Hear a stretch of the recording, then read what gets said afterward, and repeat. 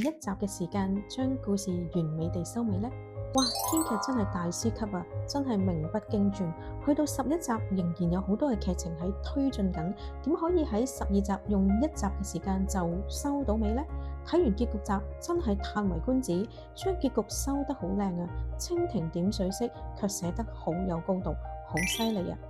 以下我會講努力克服自卑的我們結局做咗啲咩收尾呢？再回應韓文劇名直譯嘅意思，所有人都要自己的價值無對抗，包括邊啲人同埋對抗乜嘢價值呢？如果你對呢套劇有興趣嘅話，請唔好錯過，繼續睇落去啦！我嘅頻道劇是煲丁媽係以追劇為主題，如果你都中意睇劇嘅話，請你唔好猶豫訂閱我嘅頻道，就會定期收到劇集嘅前導介紹或者劇情剖析。喺追劇嘅路上，一路睇一路傾。我呢個微小嘅頻道有你哋嘅支持，係我繼續做頻道嘅動力啊！請訂閱下啦。好，我哋先講講努力克服自己的我們美好結尾。第一，卞恩雅成功面對不再流鼻血。12集嘅內容講到卞恩雅嘅醫生同佢講，大部分嘅情緒佢都已經知道同埋辨認得到，可以唔需要再靠情緒手錶啦。醫生講到，當我哋面對情緒，就好似面對一個波浪咁樣影響我哋。只要我哋識別到嗰啲係屬於乜嘢嘅情緒，我哋嘅感覺就會慢慢好似波浪咁會退去。原本覺得好痛嘅地方就會變得冇咁痛。而當我哋冇咁痛嘅時候，我哋面對翻嗰時現時嘅處境，我哋就可以有更多嘅理性同埋理智去面對當下嘅處境，唔再被嗰啲累積嘅情緒如波浪咁翻湧蓋過我哋。恩雅聽到醫生講完之後，就開始有一次鍛鍊嘅機會啦。媽媽吳貞喜又再次出現啦，同卞恩雅對質，都係講啲否定佢、貶低佢嘅説話啦。原本卞恩雅一開始嘅時候係想流鼻血嘅邊緣，但係當卞恩雅開始辨識到自己嘅情緒，所以今次佢比起之前嗰啲嘅好多次嘅對談裏邊，今次嘅佢唔再被當刻嘅情緒太過影響到佢，冇被過去媽媽遺棄佢嗰份嘅無助同埋自我毀滅嘅感覺籠罩，以致卞恩雅可以喺呢一刻認清吳貞喜所講嘅説話內容，對於吳貞喜説話嘅殺傷力就冇想象中咁大啦。以至今次卞恩雅終於可以勇敢咁面對吳貞喜嘅質問，佢終於唔再流鼻血啦，終於可以面對到吳貞喜。呢個結局好美好，話俾我哋聽情緒係點樣運作，而我哋係點樣面對突如其來覺得好挫敗、被否定嘅感覺呢？而當我哋勇敢地面對當刻嘅處境，被否定、被對質就唔再成為好大嘅殺傷力啦。而對卞恩雅嚟講，佢呢一次嘅鍛鍊係被拯救過嚟，一個自我和解同埋自我拯救嘅成功經歷。呢個結局寫得非常美麗啊！第二，朴槿惠同埋王東滿。之前朴槿惠同王東滿都充滿住矛盾，愛恨交織。第12集有更高嘅升華。槿惠聽到王東滿嘅真心説話，今次唔係王東滿嘅吐槽同埋不滿，而係喺王東滿心中嘅朴槿惠。兩個大男人好切實咁樣講出對對方嘅不滿，心底話，亦同時間表達咗對對方嘅關切。經過呢一幕，朴槿惠體悟得到，可能佢未必係好出色嘅導演，佢未必係可以做到第一，但係佢可以做第3名。呢個代表朴槿惠同自己和解，接受到自己嘅定位，開始接納自己啦。亦都因為咁，朴槿惠可以更加放膽嘅做佢嘅導演，以擺脫以往綁手綁腳，點樣都活唔出自己嗰份嘅拘謹同埋閹割啊！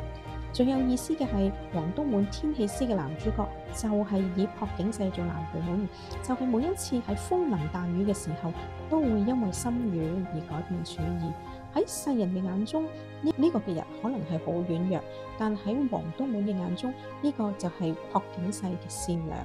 呢一幕 echo 咗的玉開瓶器係以王東滿做主角，王東滿表達呢一個主角根本就唔係佢。咁呢句説話暗示咗朴槿惠一直懷疑、好擔心王東滿會發現嘅事實。原來對於王東滿嚟講，佢根本就唔在乎，並且發現朴槿惠一直咁多年以嚟都諗多咗啊！同時亦都表達咗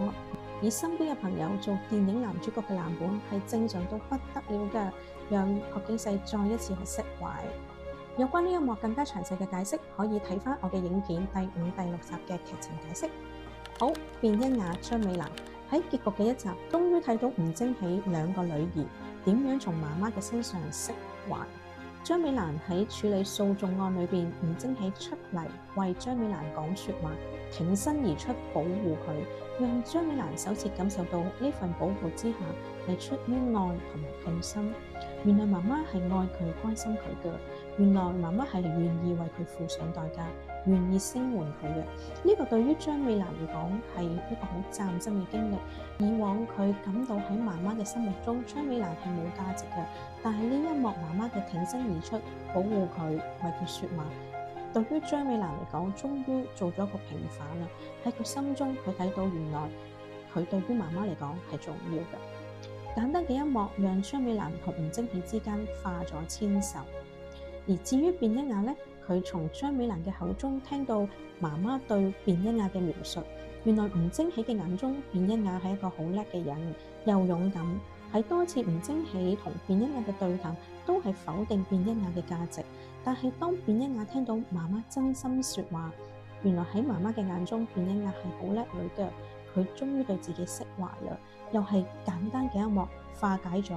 千絲萬縷嘅結義。吳貞喜都有講到，其實佢好感恩卞一雅唔係跟佢長大，以致卞一雅先至可以成為一個咁出色嘅女。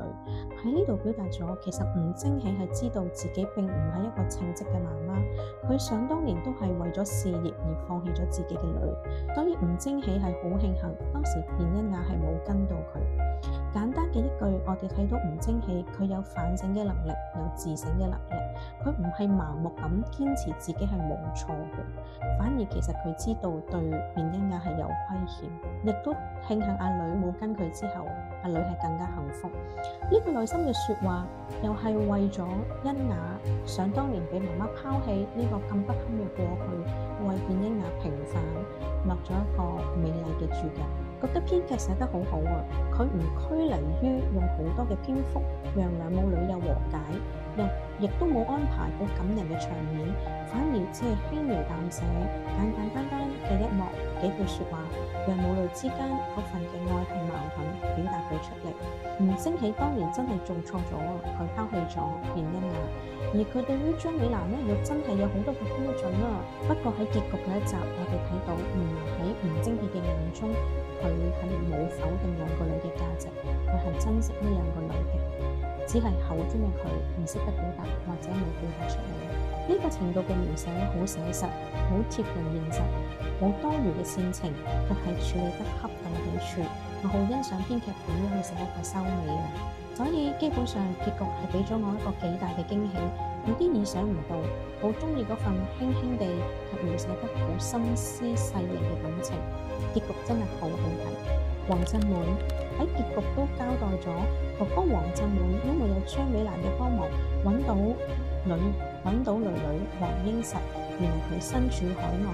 去，英實係主動聯絡嘅，以致黃振滿呢最後都可以揾翻自己嘅女啊！呢個算係一個大團圓結局。因為回想黃振滿昔日係好灰心，覺得冇盼望，自己係永遠都係失去咗女兒。但係結局見到係美好嘅，係有盼望嘅，呢度係好振奮，亦都鼓勵我哋凡事好有盼望，有曙光嘅，只要唔放棄，就會見到美好嘅結果。而當我哋見到黃振滿終於可以重新再次寫詩啦，呢個對於觀眾嚟講，相信都係一個好大嘅安慰。黃東滿喺結局嘅一集，哥哥對黃東滿講咗一番説話，佢話：如果人生不住咁樣去過，悲傷又係咁過，失落又係咁過，來來回回好似一個循環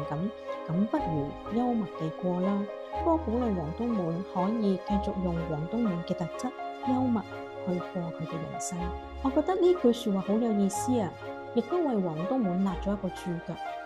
因為喺劇集一開頭，黃東滿呢被眾人都討厭佢嘅人，而喺佢嘅經歷裏邊，佢又真係唔成功喎。如果以世界嘅標準，好似冇嘢可以令到人去讚賞黃東滿。但係經過12集，我哋見過黃東滿美好嘅特質，就係點樣喺難過嘅日子，點樣喺負面嘅日子，佢都選擇用一個幽默嘅心去面對。回想翻整套劇，黃東滿有好多好有趣嘅諗法，好多好特別嘅橋段，都係來自於佢嘅腦袋嘅。我哋睇到黃東滿嘅腦子裝滿了有趣嘅主意，呢個其實喺人生好需要嘅一個特質，都鼓勵我哋觀眾啊，遇到艱難或者難過嘅時候，唔緊要嘅，我哋嘗試用幽默嘅心去對待，難捱嘅日子總會過去的。就好似黃東滿咁，終於可以出道，並且可以攞到導演新人獎啦，真係好激勵。所以總括嚟講，結局係非常好睇，既溫馨有意思，又俾人有盼望嘅感覺。縱觀呢套劇，韓名直譯嘅意思係所有人都與自己的無價值對抗。劇集入邊每一個人都覺得自己無價值。黃東滿努力咗20年都未出道，一生老道，性格唔討人喜歡。卞恩雅因為自細被母親拋棄，所以佢經常覺得自己好無助，冇人可以救到佢，又經常被人否定。黃振滿咧，原本佢係私人嘅，但係最後只可以做地盤工人。原本有個女㗎，但係前妻又將個女送咗俾其他人，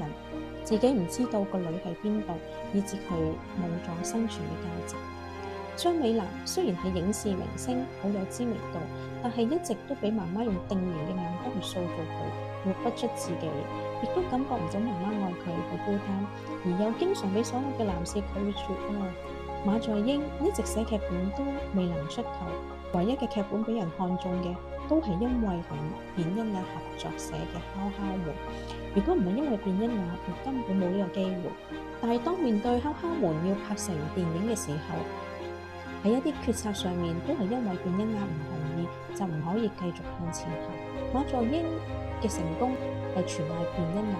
冇咗卞恩雅，佢好似乜嘢都唔可以。郭景世因為有太太高允貞嘅幫忙，先至可以由戲拍做導演，但係票房一直又麻麻，觀眾反應又麻麻，總係覺得自己唔係導演嘅材料。所以隨便地，我哋喺劇集裏邊都見到好多嘅角色，都見到好多嘅角色人物係覺得自己無價值，大家都係同自己嘅無價值對抗緊。喺12集裏邊，我哋見到原來劇中每一個人都要面對自己認為嘅無價值，認為自己嘅失敗，有啲係從世界嘅標準而嚟，有啲係從人群而嚟，有啲卻係從自己而嚟，一集又一集。但係我哋觀眾去睇呢啲價值嘅本身，都係一啲嘅定義我哋嘅標籤。但係其實我哋真係有必要去讓呢啲別人嘅標籤、自己嘅標籤貼喺自己身上嗎？然後每個主角人物開始去面對自己呢一啲嘅無價值，到開始漸漸接納自己，同自己和解，喺呢啲標籤之下可以自處，可以不活於別人嘅標籤下面。呢個都係俾我哋觀眾好大嘅訊息，鼓勵我哋勇敢去接納自己，勇敢去面對別人，硬係要黐喺我哋身上嘅標籤，我哋活出自己嘅價值。畢竟每人嘅存在都係有自己嘅價值喺裏邊，每個都係獨特嘅。我哋唔需要去迎合某一種世界嘅標準或者價值觀，我哋繼續我哋自己嘅人生，活得幸福先係最重要嘅。記住，我哋每個人都係獨特嘅，都係有價值嘅。唔知道大家對於努力克服自卑的我們呢套劇有啲乜嘢嘅觀感？你中意睇定唔中意睇呢？歡迎觀眾你喺底下留言話俾我聽。我嘅頻道劇是煲丁媽係以追劇為主題，如果你都中意睇劇嘅話，請唔好猶豫訂閱我嘅頻道，就會定期收到劇集嘅前景介紹同埋劇情嘅剖析。我呢個細小嘅頻道好需要你嘅支持啊！請你按讚、訂閱、分享、開啟小鈴鐺啦！今日講努力克服自卑的我們結局集就講到呢度，而之前嘅集數我都拍咗幾個劇情解釋嘅影片啊，歡迎大家點擊嚟睇，下次再見，拜拜。